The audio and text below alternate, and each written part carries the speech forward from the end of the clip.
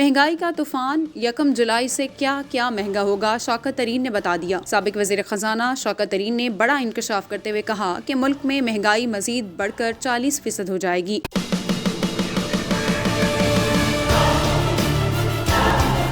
سابق وزیر خزانہ شوکت ترین نے کہا کہ حکومت روس کے ساتھ بات کرتی اور سستا تیل لیتی، لیکن انہوں نے تاخیر کی اور حکومت نے 6 ہفتے تک کوئی فیصلہ نہیں کیا، جس سے بحران شدید ہوا۔ IMF کے ساتھ انہوں نے میٹنگز کی اور رام کہانی سنائی اور ہفتے بعد پہلا منی بجٹ آ گیا جس میں قیمتیں بڑھا دی گئیں۔ انہوں نے کہا کہ صوبائی سرپلس 800 ارب روپے اور پنجاب میں 125 ارب کا دیا، سندھ کا خسارہ رہا۔ اب IMF کے ساتھ بات چیت شروع ہونی ہے۔ PTI حکومت میں روپے کو 182 پر چھوڑ کر گئے تھے۔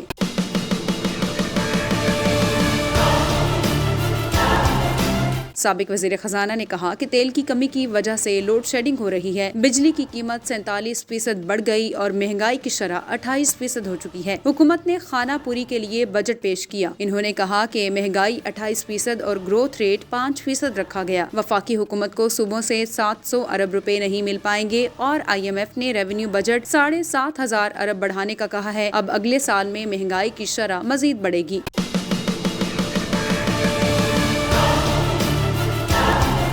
شوکت ترین نے کہا کہ حکومت نے ریٹیلرز پر فکس ٹیکس لگایا ہے، جبکہ PTI حکومت ریٹیلرز سے ڈیجیٹل طریقے سے ٹیکس اکٹھا کر رہی تھی۔ حکومت نے ریٹیلرز کو تحفظ دیا اور ٹیکس نیٹ میں اضافہ کیا اور اب حکومت ٹیکس پیئر پر مزید ٹیکس کھا رہی ہے اور اب حکومت ٹیکس نیٹ میں اضافہ نہیں کر رہی، بلکہ ٹیکس کلیکشن میں ہم دوبارہ پرانے پاکستان میں جا چکے ہیں۔ انہوں نے کہا کہ ہم نے روس کو خط لکھا تھا، یہ جا کر سستا تیل لیتے اور سبسڈی دیتے۔ اس وقت مہنگائی کی شرح 28% ہے، جو بڑھ کر 35 سے 40% ہو جائے گی۔ IMF نے موجودہ حکومت سے کہا کہ بجٹ آنے تک پیسے نہیں دیں گے۔ مہنگائی سے متعلق بات کرتے ہوئے انہوں نے مزید کہا کہ 1 جولائی سے گیس اور بجلی کی قیمتیں مزید بڑھ جائیں گی۔